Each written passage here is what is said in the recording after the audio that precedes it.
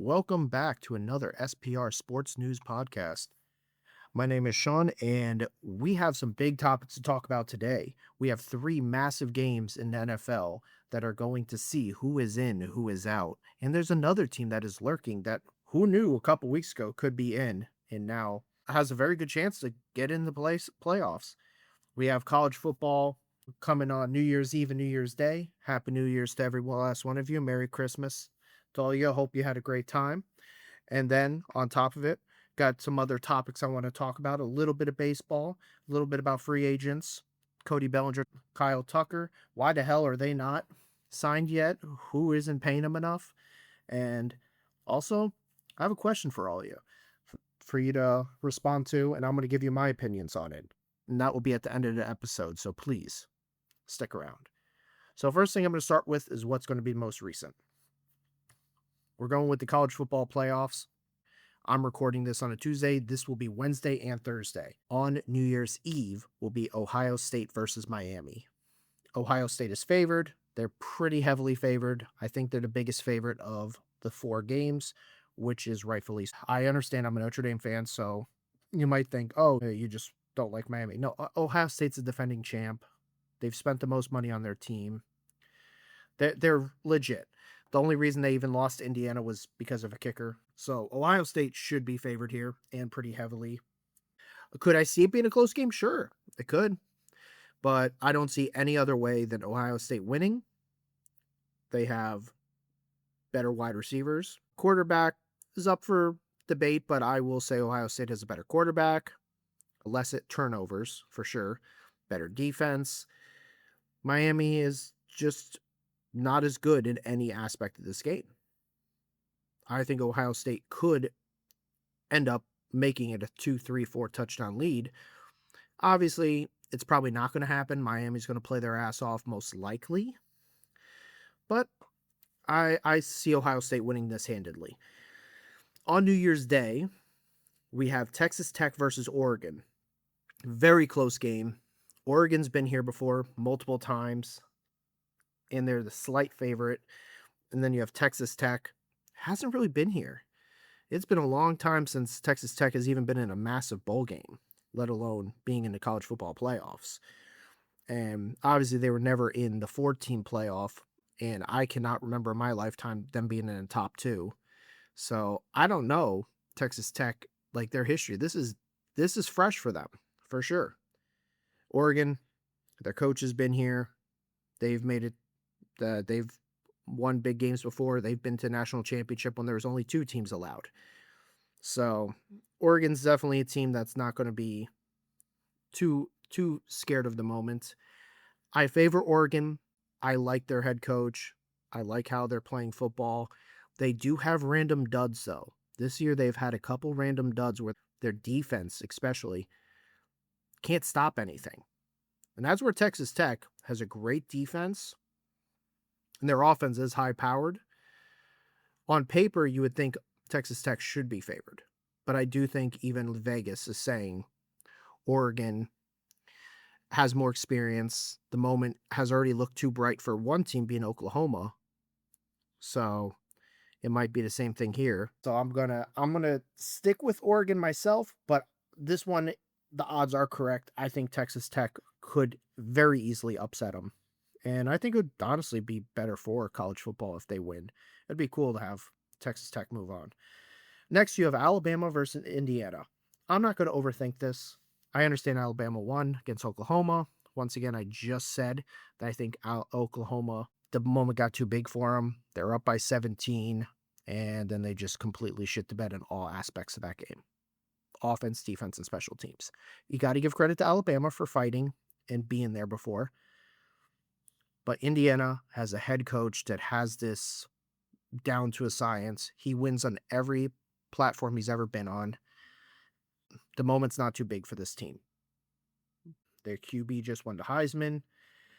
Maybe people will be like, oh, they're going to be too much of a sugar high. And guess what? That Alabama's going to catch them. That could happen for sure.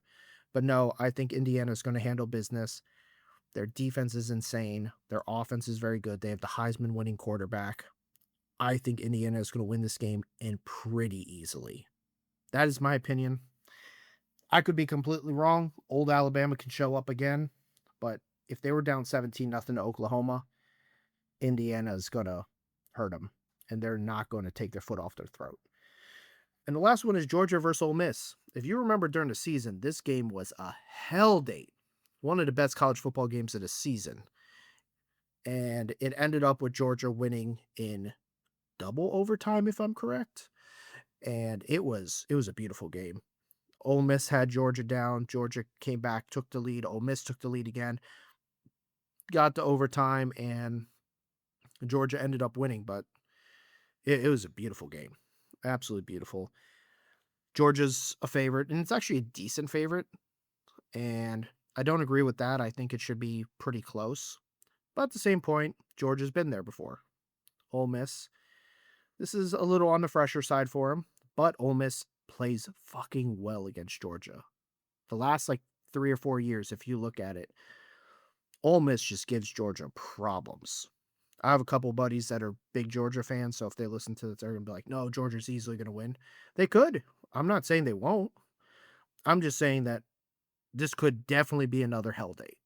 This could definitely be a hell date. I'm going to favor Georgia. Obviously, it sucks. I'm picking all favorites. But at the same point, it's like Texas Tech, Oregon is a coin flip, and I believe it's a coin flip. I think Georgia and Ole Miss is closer to a coin flip than what Vegas has it. That's my opinion. So don't be surprised if all of a sudden, if you bet Georgia in a spread, if it doesn't happen. That is the quarterfinals, and then we'll get to the Final Four. I'll break that down next week. And let's get on to one other topic. In all seriousness, Ohio State, in my opinion, is the team to beat. I know Indiana beat them, but they beat them because of missed field goals. That's how they won. They capitalized on the opportunities Ohio State gave them. I think Ohio State is just a different team, definitely when it comes to the playoffs. I don't see them losing to Miami. And if I am correct, they would get Georgia or Ole Miss, if I'm correct. And Texas Tech versus Oregon would play Alabama versus Indiana. If that's the case, Ohio State versus Georgia, the last 2 times they've played in in college football playoffs of some sort, the 4 team at least, they've gone 1-1. I still would have to give it to Ohio State, and then you'd possibly get a rematch of Indiana. You might get Texas Tech or Oregon. Obviously, Alabama's a possibility, but I don't think so. But you would get Texas Tech or Oregon or Indiana. And I think Ohio State's not losing to the same team twice. I don't think Indiana wins the next time they play them if they do. And I just think that Ohio State is the team to beat. They need to lose. And I don't know who's going to do it. And I think whoever does it will be an upset. I think whoever Ohio State is playing from here on out, they will be the favorite by Vegas odds. And I think that's rightfully so. I don't think any team should be the favorite over Ohio State. Trust me, I'm an Ohio State hater. I just don't like them.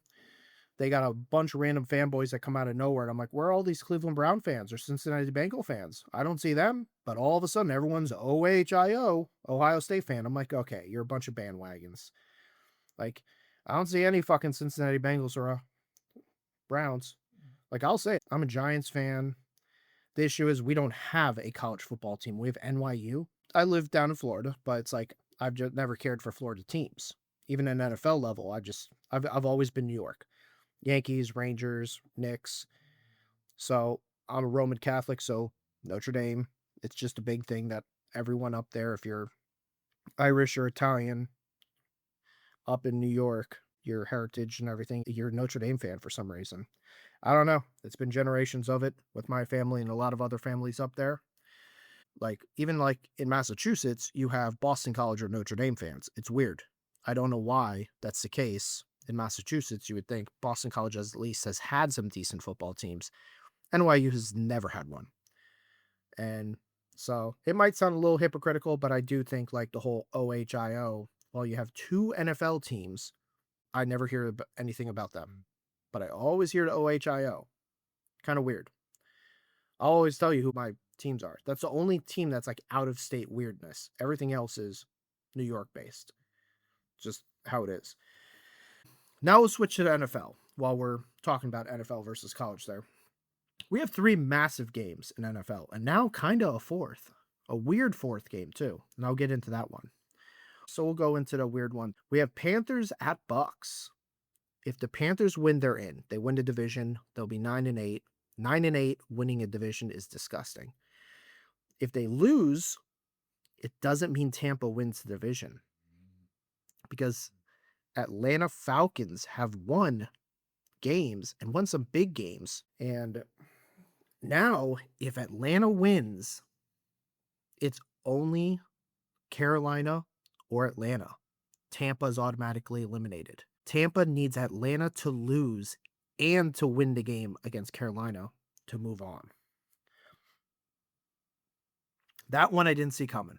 But last night, the Rams were down 17 points at halftime to the damn Atlanta Falcons. Atlanta has beat the Bills. They're beating the Rams. They have these really big wins. But then they lose against some bum teams. They're a very confusing team. Very confusing. So that's a weird situation. I think the Panthers just get it done. Bucks have played horrible. They've lost 4 straight.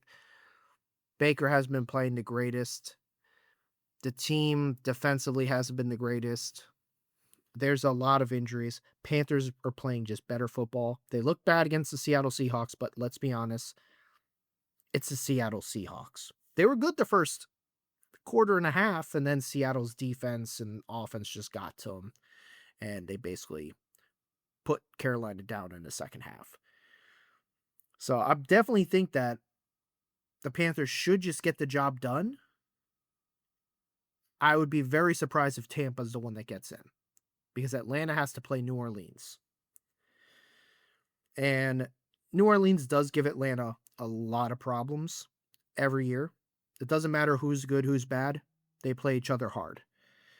I think that when it comes to that game, especially, it's like what I said about Atlanta Falcons. They're losing against bad teams. They're winning against good teams. And I just don't understand, like, how they could be in this situation where they're about to win the division. It has always been Carolina and Tampa, and it wasn't always either. Tampa lost 4 straight games to let Carolina be in this situation. If Tampa just won some of their more bogus games that they lost a game to Atlanta, to Carolina, and to New Orleans. Like, they've lost to teams that weren't that great. And at the time, Carolina was not that great.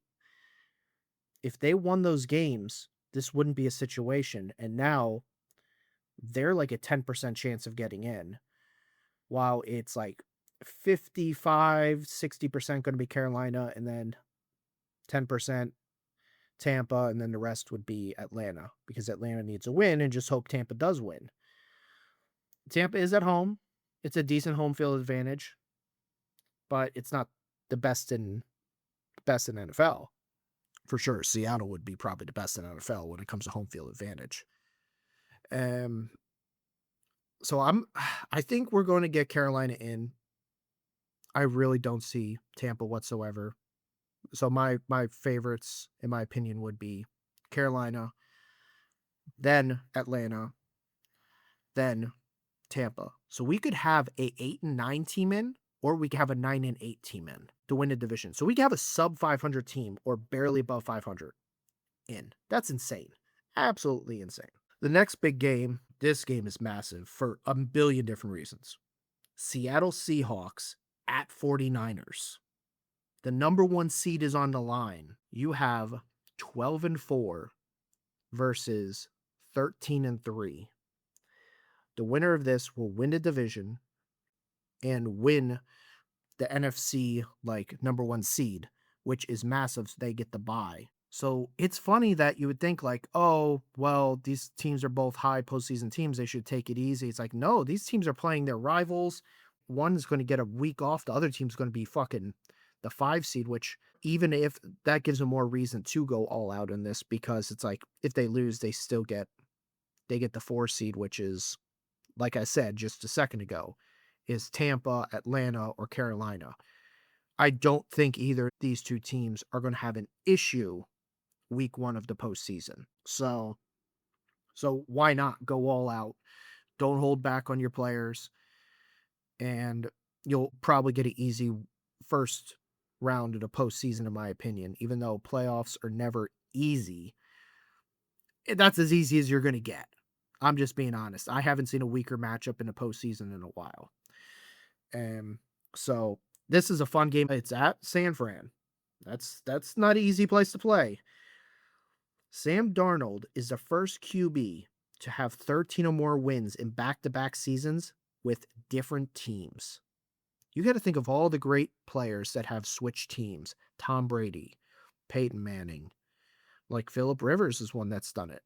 Like a bunch of really, really high level. Joe Montana went from 49ers to the Chiefs. You have some really damn good quarterbacks. None of them have ever won 13 games, went to the next year, went to a different team, and won 13 games again. Only Sam Darnold. But Sam Darnold was right here last year, 13-3, and then he ended up losing in the last game. He put up a dud performance. He didn't look good, and Detroit got the 1 seed while they got the 5 seed. This could happen identically again. Sam Darnold is getting the chance to right his wrongs of last year. We've seen it a couple times this year where he's kind of put up weird numbers like that against the Rams. He put up some bad first half stats and they were down. Then he went off in the fourth quarter in overtime to beat the Rams in the game of the year a couple weeks ago on a Thursday. I want him to right his wrongs. As much as I like San Fran, I really do. I like everyone on that team, and they've been so injured, and somehow they're this good. I just think that I would want to see Sam Darnold do it. Why not? Right your wrongs. Prove that it was 100% all the Jets, and that franchise is a complete dumpster fire, even though we all know that anyway. It just puts insult to injury. Why is this a thing? I just like the team altogether, and I think the 49ers, their defense is very skeptical, definitely against Seattle's offense. And Seattle's defense is very good. I understand San Fran has very good motions and a lot of tricky plays, but sooner or later, they're not going to just work unless you are gashing them and it tires out the defense. I do believe Seattle's going to go into San Fran and win that game. I think Seattle has been the best team for most of this year. Even when they were behind the Rams, people were saying it, that's 1A and 1B. Like LA Rams and Seattle Seahawks. I don't think that's the case anymore. The Rams look skeptical, and I think we have a clear best team in NFL. It's just all on Sam Darnold. The wide receivers are going to play good. The running backs are going to do well. The O-line is great. The D-line is great. The DBs are insane. You have playmakers everywhere. Your special teams score touchdowns. You have playmakers everywhere. Your QB just needs to play good football. And that's where Sam Darnold, in the biggest moment so far in his career, has not done it. This is the biggest game of his life, even though he's been in the postseason before. This is the biggest game right here. Even though he was in postseason last year, even though he was in Game 17 last year against the Lions, I think this is bigger because we've already seen what's happened. Is he going to get labeled? If he loses this game and it's his fault, he is going to be labeled just a regular season merchant. When it comes to the big moments, clinching divisions, winning playoff games, he will not be that guy. He needs to win this game. Brock Purdy's already been to a Super Bowl. That team has a bad defense, in my opinion, compared to Seattle. You look at the Rams, you look at Seattle, their defenses, and the Eagles' defense has shaped up, are better than San Fran's. San Fran's defense is very injured. The game against the Bears was good because San Fran's defense couldn't stop anything. Legitimately, there wasn't a lot of pressure on Caleb Williams. Even though Caleb Williams runs out of the pocket for no apparent reason. He loves running out of the pocket, even if there's no pressure. And that game should have been a way bigger gap. But instead, Caleb Williams almost won the game because he threw a ball a little short. And he held the ball very long and he threw the ball a little short. The guy was open in end zone. It skipped to him. You had two guys standing on the white paint in the back of the end zone as defenders while this guy's there, butt naked, fucking in the middle of the end zone, and the ball was skipped to him. Legitimately, the Bears almost won that game because San Fran's defense is not as good as people think. That's my opinion. San Fran getting the 1 seed would totally change who my favorite is in the NFC. If Seattle wins this, Seattle's my favorite. If San Fran wins this, the Philadelphia Eagles are my favorite in NFC. I'll get more into the playoff picture in a little bit, but I need to go into the last game that's a massive game. The last game, Sunday night, last game of the week, will be Ravens at Steelers. Win and in, lose and go home. Simple as that. No other stipulations. It is the truest win and in situation there is against two teams that have hated each other from the day of dinosaurs. Ravens, in my opinion, should win this game. Aaron Rodgers is healthy. They have decent weapons over there. They have decent weapons on defense. TJ Watt's out still with the lung issue. The thing is with the Steelers is you can run on them. You can run on the Steelers. You have Derrick Henry. You saw what happened when you handed him the ball. Like I talked about in the last podcast, I was bitching about how they didn't hand Derrick Henry the ball. This next game that they just had against Detroit, they decided, not against Detroit, against Green Bay. Against Green Bay. Derrick Henry ran for 200 plus yards, 4 touchdowns, and 36 rushing attempts. 36. People don't pass the ball that much in a game in NFL. Drake May has probably, and he's the MVP or runner-up currently, has passed for 36 or more times less than half the games this season.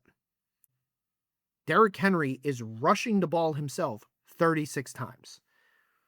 Guess what happens when you hand that behemoth the ball over and over and over and over again? He scores. The defense gets tired.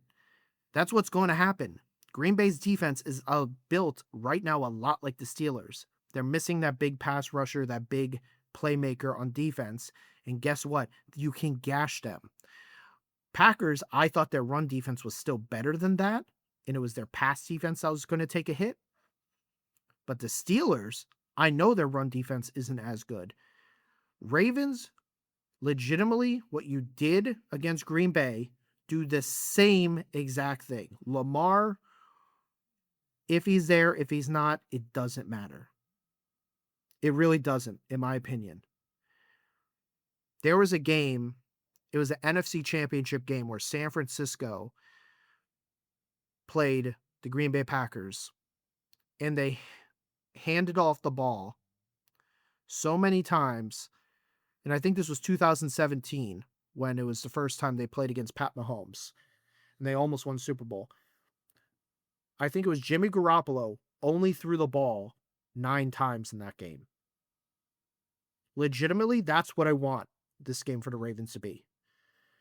Maybe a QB run once in a while, but you hand the ball off constantly to Derrick Henry. If he needs a breather, you have a backup running back.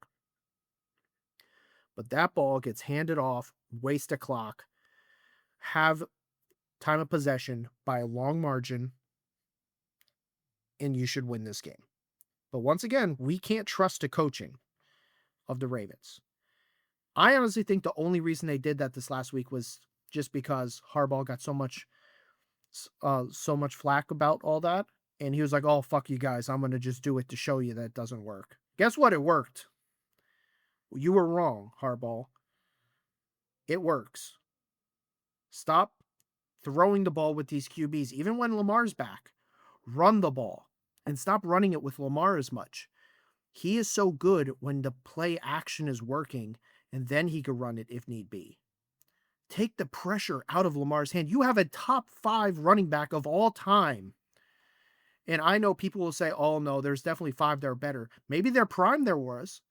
But if you look at stats, you look at rushing yards all time. You look at rushing touchdowns all time. You look at 200-yard games. No one has more 200-yard games rushing than Mr. Derrick Henry. Emmitt Smith played an extra 100 games over Derrick Henry. And he already has more 200-yard rushing games. And that was back in the era where it was better about running and slower linebackers. Just saying. Emmitt Smith is my number 1 running back all time. People say Barry Sanders, he didn't play long enough. He's still in my top 5. But he's not number 1 because he didn't play long enough. He retired. He retired very early, 30 or 31. And then the other one was Calvin Johnson that retired at 30 or 31. So, you have a top 5 running back all time that's not slowing down. He's hard as fuck to tackle. He's gashing everyone recently. He gashed the Patriots. Legitimately. Lamar or not, this team can compete with anyone in the AFC. The AFC is wide open, in my opinion. And the Ravens, people are saying that this is the time for Josh Allen to step up and do it. I don't think so. The defense is not good enough over there. That team is just not good enough. This is the time, if Josh Allen's going to do it, he needs to figure it out. He's going to have to put the team on his back and do it through the postseason. But to be honest, if a team is going to step up, if Lamar comes back and they just feed Derrick Henry, they win this game. They got to win this game, but they win it with Derrick Henry. The best player on the team, yes, there's a 2-time MVP in Lamar Jackson. Yes, there's some good defensive players, and this team sucked defensively early in the year. Their defense has gotten better because their defense isn't playing much, because they're running the ball, wasting the clock, and they're using Derrick Henry.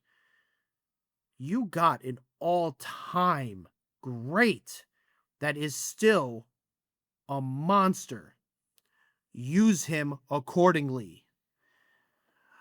If I don't see him get the ball 30 plus times again this next game, and they lose by like 3 or a touchdown, and they handed it to him 20 times, I'm going to be pissed. It's okay if you're down by 7 or 14 early in the game. It's okay. It's fine. You know what Derrick Henry does later. He wears on the defense. That first drive, they might stop him 3 times. But that second drive, they'll stop him 2 times. That third drive, 2 times. Fourth drive, 1 time. After that, Derrick Henry's gashing. That defense is going to gash the fuck out of anyone in this postseason. They just need to trust it. They got to let it happen. They're going to go down most likely. Aaron Rodgers is going to get a quick score. I guarantee that. He's going to get 3 or 7 on the board immediately. I do believe it. This is a winner-go-home game for him too, which he doesn't have the greatest record in. If we look at the last couple of times he's had winner-go-home games, he's 0-2 in his last 2. Just want to put that out there. His last 2 winner-go-home games, one of them was a postseason game, but the other one was week 17, or was it 16 games back then? I don't remember if it was 16 or 17 games back then, but it was the last week of the season. They had to win and they're in, and they lost. So, I mean, and this is Rodgers' last hurrah. I don't see him coming back next season, regardless. But if it doesn't mean much for him if he does lose. But I really do think that we need to see Derrick Henry just go nuts. He's the player to game. I know you have Aaron Rodgers, and he could easily throw 4 touchdown passes and light it up, control the clock himself. He could. He's a first ballot Hall of Famer, unbelievable great, top 10 greatest quarterback of all time. Some people will put him in the top 5. I think the top 5 is just so completely loaded that you can argue him. That's anywhere from 4 to 7, in my opinion. But that's a video for another day. Maybe in off season, I'll do some stuff like that. But it's such a fun game. I cannot wait for that game. I can't wait for the Seattle game either. The whole the whole NFC South with Carolina, Tampa, Atlanta. To be honest, I'm excited for it because it's fun. And I'm in Florida and there's a lot of Tampa fans down here.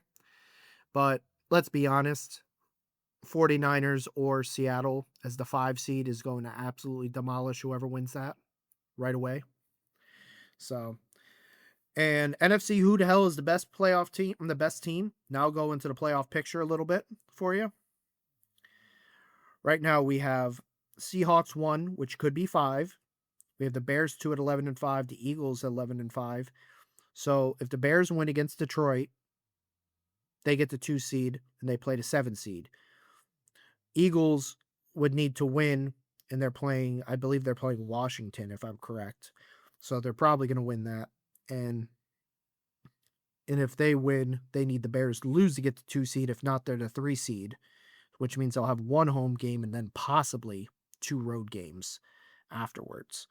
And then we have the 4 seed, like we talked about, is one of the NFC South teams. The 5 seed is going to, at this moment, is the 49ers, but it could also be the Seahawks. And then the 6 seed is the Rams. They can't move from there. Even with a win in San Fran loss, they're stuck at the 6 seed. I do see them benching players this week. They're playing Arizona, but I do see them playing like one half of football and then benching players. Don't decide to bet Rams -10 against Arizona. I'm just letting you know right now. They had a great first half and then they choked, but I will say it was more Sam Darnold than the choke against and Shaheed with the punt return in that game of the year. But then they end up losing against Atlanta in pretty bad fashion too. They got their ass whooped the first half. They came back, but they lost. And once again, they got gashed by a running back. That's another time that a running back has gashed them. It's either been their special teams that has cost them this year or them getting gashed by runs. And that's kind of skeptical with the 49ers. I mean, not 49ers, sorry, the Rams. That's scary. And if I'm the Bears, I'm kind of okay with trying to play the Rams, even though you would think the Rams on paper are a way better team than the Bears, which I do believe they are. But even Matthew Stafford threw 3 picks. He threw 3, and one of them almost was a pick 6, but the guy stepped out of bounds. So, Matthew Stafford may have put a big question mark on that MVP. He has way more touchdowns passing. He has the same amount of interceptions, but his QBR is way lower. He's a 6 seed versus the 2 seed, possibly the 1 seed in New England, depending on what happens this next week. And obviously, Matthew Stafford has maybe 1 rushing touchdown, if any, while Drake May has a couple. I think he only has 3 or 4, but he has a couple in the rushing yards from Drake May also. So it's tough. I like Rams as a 6 seed, and now Packers, no matter what, are a 7 seed. If I'm the Packers, I bench absolutely everyone. Jordan Love, anyone you find good at all, bench. Every last one of them. You're playing the 2 seed, whoever it is. It might be the Bears, which you guys did well against the Bears in Chicago. You actually did, and that was without Parsons. So if I'm the Packers, it doesn't mean this is over. You're going to be a first-round exit. It doesn't. You'd prefer it to be the Bears and the Eagles. I think it's the Eagles. You're going to get crushed. That's my opinion. Eagles are playing very good football. And this is where I get into it. Who is the best team in NFC? If I'd gunned ahead, I got to trust the Eagles. Sam Darnold just has questions.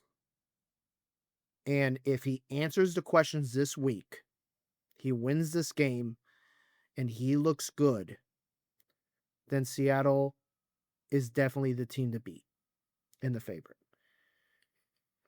If not, if San Fran takes the 1 seed, I'm telling you, the Eagles are probably going to make it to the Super Bowl again. That's my opinion. They're playing good. They had a 3-game skid there that didn't look good, but they look good now. All right. AFC. We're going to go right into the playoff picture because once again, last week I went over it. Their schedules are complete bullshit. They're all playing bums. Every last one of them. So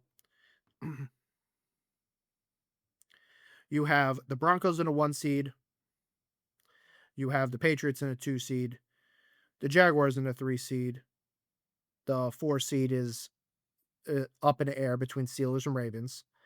Then you have the 5 seed of the Texans, 6 seed of the Chargers, and the 7 seed of the Bills. All the wildcard teams are 11-5. You have 13-3 and 13-3 Broncos and Patriots, 12-4 Jaguars. And then you have, like, obviously it's going to be either a 10-7 Steelers or a 9-8 Ravens. I know what I just said about like the 9-8 Carolina Panthers. I'm telling you, if the Ravens win, I would take the Ravens at 9-8 a million right now. I don't think they're in the same threshold. And me, that's just me. I think the Ravens are just a way better team if they're coached properly. I think Carolina's they've had big wins. I will give them that. They're not that team. That division has had big wins, but then really stupid losses. So, we'll go back into it. Broncos, another week where they didn't look great. There was like no one playing. I know it was Travis Kelce's possible last home game in his career, possibly his last game. They're probably not going to play him on the road to end his career if that was it. So obviously the team's playing a little bit more for that. But Broncos won a 20-13 game in KC against really no one. There was really no one playing in that game for KC. Like, they didn't look great, and they got destroyed by the Jaguars before. At this moment, I'm kind of putting the Broncos in fraud alert. They might get their first round bye, but they're not really convincing me of anything. And they like I said, everyone basically has a cupcake schedule in the NFC. I mean the AFC, except for them and the Chargers. I will say they played the Chargers last week. Chargers can't win the division with the win, but they could knock them out of the 1 seed, and the Chargers could possibly move up with that. I don't know. I personally think if I'm the Chargers, you're playing no matter what the next week. I let them be the 1 seed. It is what it is, and you just rest your players. Legitimately, you have a good team for the postseason. Just take it easy. You have the Patriots, which are, I believe, they're playing Miami Dolphins. I will confirm that real quick. They are playing the Miami Dolphins, and they're at home. Yeah, they're going to win that game. And you have the Bills playing the Jets. They're going to win that game. The Jaguars are playing the Titans. Titans have actually been playing good football. I'm just saying. But at the same point, Jaguars don't really have much they're playing for. Oh, I did they win their division yet? Is the division done? Let me see if the division's clinched yet. It is not clinched. So Jaguars do actually have to play and beat the Titans. So that's interesting. So they're actually going to have to play them a little bit. And then the Texans, if I'm correct, they play the Colts.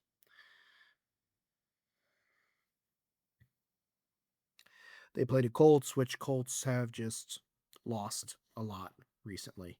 So Jaguars are actually going to have to play, and people are like, oh, it's the it's the Titans. They're going to just beat them easily. It's like, dude, Titans have been playing good football. They have been playing good football. I know Jaguars have been playing incredible football. Very good football. So I do see the Broncos winning, the Patriots winning, the Jaguars winning, the Texans winning, the Chargers. If I'm them, I bench everyone and lose.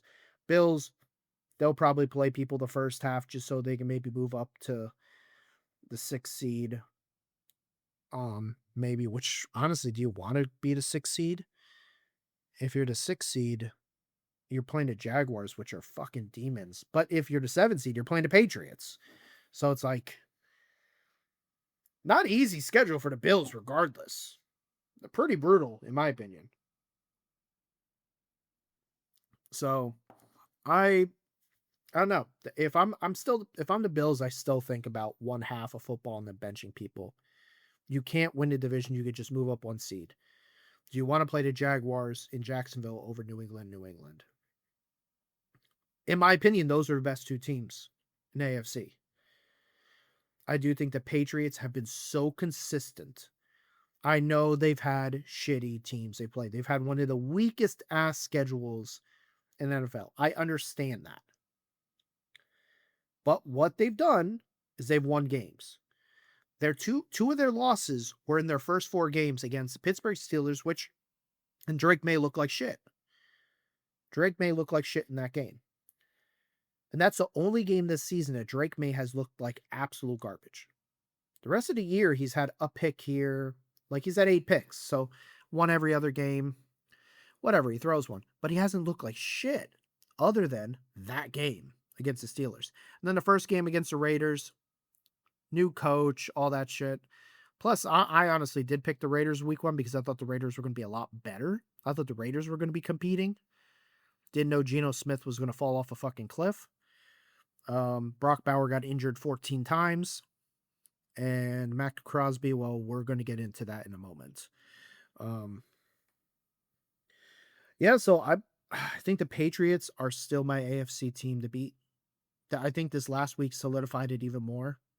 They had 30 points in the first half against the Jets. I know it's the Jets, but that's an old-fashioned Patriots thing to do, where they just beat the brakes off of someone in their division. Divisional games are supposed to be tougher, not a walk in a park. Like, you'll still get a team competing against the Eagles, even though Eagles just won the Super Bowl. Like, the Giants beat them, for God's sake. And the Giants still have a chance at the number 1 seed, the number 1 draft pick, even though they lost against the Raiders, and I'll explain that in a moment. And so I have Patriots my number 1 team currently. Gun to my head, I'm picking the Patriots. But afterwards, I'm going Jaguars. Texans have been iffy offensively, for sure. Chargers are so inconsistent. The Bills, it's Josh Allen or bust. They're basically Chiefs 2.0. Chiefs were Pat Mahomes or bust. Bills are the same exact way. They're just a little bit better version of the Chiefs. That is all they are. A little bit better. Jaguars are a good team. Patriots are a good team. Broncos are a good team, but they've been very inconsistent offensively. And their defense got blown the fuck out 2 weeks ago by the Jaguars. So gun ahead, it's Patriots, then actually the Jaguars. So right now, if I had to pick a Super Bowl at this moment before the Week 18, I am picking Patriots versus Eagles. That's who I'm picking. I know that is a Super Bowl not many people want to see other than those two fan bases, because those fan bases can be god-awful annoying. But it is what it is. We'll see how it plays out. I do think that this week is not going to be as predictable as I'm making it sound like, because teams are going to pull players, and you get that 1 o'clock window. Depending on what happens on that 1 o'clock window, the later window, they could be like, oh, they lost, so we're good. We're not playing anyone. So you could have a lot of weird stuff. So if I was a betting man, this is not the week to bet. I'm just saying. That's just the only game I feel confident in betting in is really the Steelers versus the Ravens. And I would pick the over on rushing yards on Derrick Henry, because that's the only way they're winning. And if they get the under, they're not winning the game. That's my opinion. Let me get into one last thing with that with the whole NFL. And then I'm going to go into a couple little other things. So the Giants just played Vegas. Giants actually look good offensively and defensively. Brock Bowers put on the IR for the last couple games of the season, but he's been battling injuries. People are going to say the same thing with Max Crosby. Max Crosby left the facility pissed, but he's one of those guys that he's there to play. He'll deal with it after the season's over. He's there to play football. I don't think it was the team more saving him than them using his excuse to bench him. Obviously, I'm a Giants fan, so I'm a little salty about it. But I'm being in all seriousness. That is the clearest thing of tanking I've ever seen. Like, that is so clear.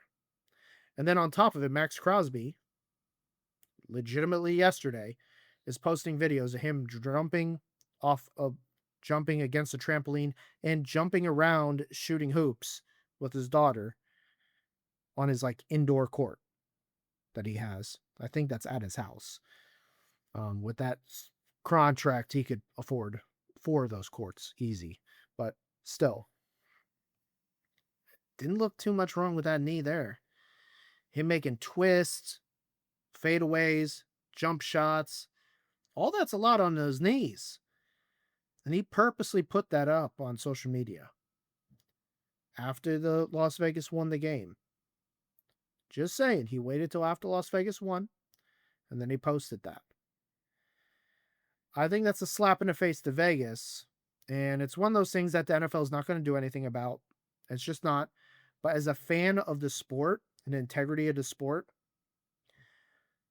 if I was going to a Las Vegas game, I'm there for one player. I know some people say Genty, they might even say Bowers.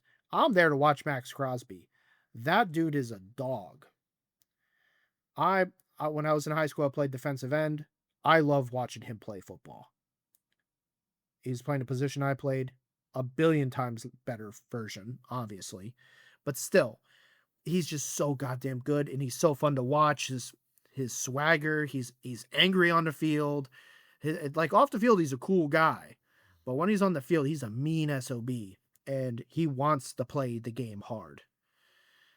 Like, contract aside, he's not playing because of his contract. He's playing because he wants to. Like, the money just makes it even more enticing. Like, he just got paid. He doesn't have to play as hard anymore. In all seriousness, the team sucks. He doesn't have to. I bet you if he was not having a good year, they wouldn't have benched him. They wouldn't have put him on IR. But because he's playing so goddamn well, at an all-pro level, they have to. I'd actually find it funny if he plays in a Pro Bowl. Imagine if he plays in a Pro Bowl. Just, it's not a Pro Bowl, it's a flag football game now. Yeah, I forgot about that. Never mind. Still be funny if he plays flag football. Just for shits and giggles, just to show another slap in the face.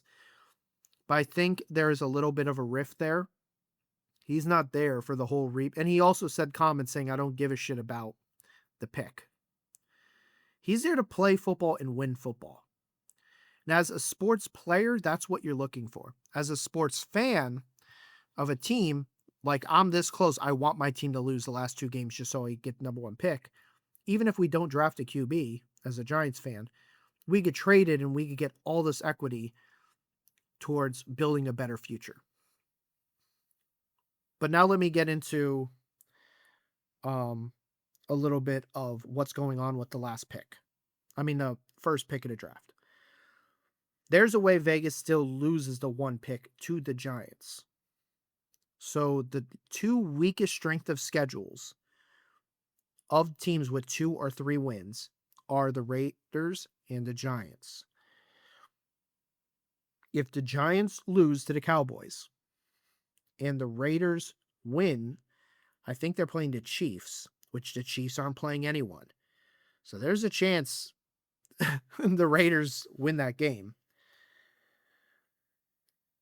It all depends on if one team wins of like 4 teams for the Giants and their strength of schedule will actually be better like a weaker strength of schedule than the Raiders. And they would also need Cardinals or Jets to lose next week or this week because they have 3 wins. When it comes to more than 2 teams tied for the bottom pick or the number 1 draft pick, it goes by who had the weakest schedule. And they still performed that badly. Right now, the Giants are basically there. And the odds are with the teams that are possibly going to be sitting out other teams, other players, you're going to get the Giants to make sure that happens. It's just they need Raiders to win and Giants to lose, but they also need either Arizona or the Jets also to lose to stay at 3 wins. If they both go to 4 wins, it's already written off. You go head to head, then it's good. But when there's more than 2 teams, you can't do head to head. It goes by the weakness of schedule, which for Arizona, unfortunately, they have Seattle, San Fran, and the Rams 2 games each. So their strength of schedule is a lot harder. So unfortunately, they would get if all of them had 3 wins, they would get last place because their strength of schedule is just disgusting. The Jets, they have the Patriots. It's basically how many wins, how many losses does all your opponents have combined. And unfortunately, you have the Bills and the Patriots in that division. So it's sorry, Jets, you kind of got screwed by your division being so goddamn good. And that's where the Giants, all we have is the Eagles, and they still have 5 losses. And there's a chance they bench players too.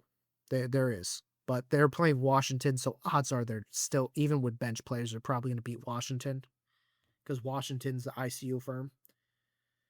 So that's how the Raiders could still lose the 1 pick to the Giants. So it's legitimately only those 2 teams. So Giants are going to either have the 1 or the 2 pick unless they win this week against Cowboys. Then they could go, who knows, 4, 5, 6. But if Giants lose, they're the number 2 pick. There's no doubt about it. And Raiders could be 1 or 2. So that was the last topic when it comes to the NFL. I'm going to say that UFC talk when I go more into the UFC, like breaking down fights and stuff and whatnot. I'm going to wait till next week because we'll be in the month of when their fights are actually going to happen. I was thinking about doing fight stuff every week, but I was like, the NFL is in such a big spot right now, and you have the college football playoffs. College football playoffs will be done in a couple weeks. UFC will be back in the mix, so I can kind of kick out college football and bring in UFC full head of steam. So that's what's going to happen in a week or 2. So probably next week I'll start going into the UFC a little bit more. But I want to talk about one topic in baseball, and then I have a question for you guys. So Cody Bellinger and Kyle Tucker are still free agents. They're probably the 2 biggest names of free agents this offseason, other than maybe Pete Alonso. You could say possibly one of the relievers. But when you think of game changers on the field, fielding and hitting wise, and just how they are in a clubhouse, Cody Bellinger was great with the Yankees. He had a great year. The stadium fit him well. He's very good to be paired with a good righty hitter and still hasn't signed. And Kyle Tucker, same thing. Kyle Tucker expected to be off very quick. I felt someone was going to offer him a stupid amount of money. The issue is his injuries the last couple years are definitely holding him back. And he still puts up insane numbers. It's when he's on the field, he puts up insane numbers.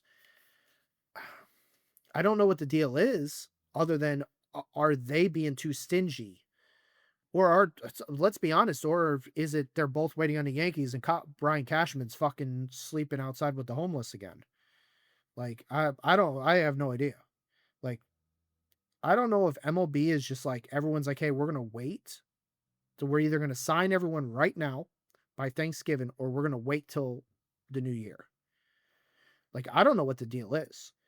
If that's the case, they should put a 3-week hold where no one can sign anyone so the fans at least know that nothing's going on in the sport because it's getting ridiculous. These 2 should have been signed with 6 to 7 weeks of possibilities of signing, and these two are still free agents. We had a year where we were about to go into spring training and Bryce Harper wasn't a Philly yet. Is that insane? Bryce Harper was a free agent that long? I just don't understand why baseball does this. Like, get the agent, get the team, sit down and talk it out. Then afterwards, all right, I didn't like this. I did like this. What do we want? Do we want an extra year? Do we want more money? All right, now let's go back to them. Get it done with. Get to the team. Get training. Get to contact the guys. Let your teammates know, hey, I'm part of your team. Like, you want to do some BP together or some bullshit like that. Like, I understand it's a business, but damn, other sports, it's not this slow. Baseball, it's so slow. They don't give out the MVP till like 2 weeks after this World Series is done. Like, that's stupid. Like, they do everything so slow other than the game. The games have been great. The last couple of years, the ratings of games have been great. But all the other bullshit is slow as hell. And that hurts MLB. They need to pick up the pace with other things. I understand it's like, oh, we could have a dead period for a while. That's fine. Every sport does. Every sport has a little dead period. But it's one thing to have a dead period, and it's another thing to just not have players signed to a team that there's no chance that they're not playing for a team game one. Both of these guys are going to be on a team. So guys, let's get them signed already. I think it's the GMs more than anyone. That's my opinion. I don't think it's a player saying, yeah, because of the holidays, we're not going to listen to offers. Bullshit. If someone's trying to offer you $250 million, you're going to fucking be on Christmas and be like, hey, I'm going to look at my Christmas present real quick. You know, it doesn't make sense. Absolutely doesn't. All right. So here's my last thing. I'm going to go into it after I ask the question. Here's the question. What are you looking for? And what are you looking forward to in 2026 in sports? It could be any sport you want. It could be MLB. You want, like what I just said, I want stuff to pick the fuck up. I want Cashman to do more stuff. You just want all your teams to win. That's what you want. You may just want more competitive games. You might want NBA to stop taking so many damn threes. It could be anything. What do you want, or what are you looking forward to in 2026? Me personally, I'm looking forward to these postseasons in NFL. This postseason in NFL is one of the most interesting ones we've had in many years. We had the reign of the Chiefs. It could be the reign of the Eagles. Eagles could walk right through it, and then it's like, oh, this is just part 2 of Chiefs. Now it's the Eagles' turn. It could be. But at the same point, you have so many different parts in this right now. Like, that's pretty cool, in my opinion. So I'm definitely looking forward to that. MLB season, I'm kind of looking forward to. Baseball's what I played when I was a kid, all the way growing up through high school. That's my sport. I love it to death. But I will say it hasn't been that exciting unless, let's say, the Blue Jays pick up another player too. Bo Bichette's still a free agent, for God's sake. Like, what is going on? The Blue Jays haven't even signed their shortstop back. You know?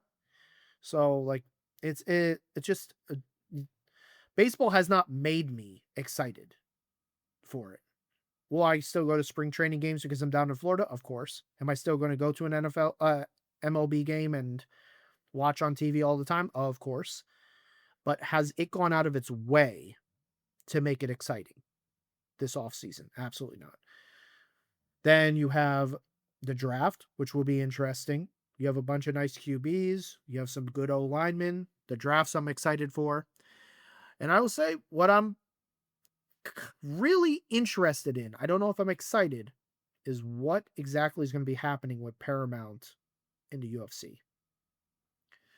So you guys haven't got to see me go crazy about the UFC yet and just fighting in general because I started this podcast on the off season. The first time they've had a 6-week off season in UFC since the pre-100 UFC cards.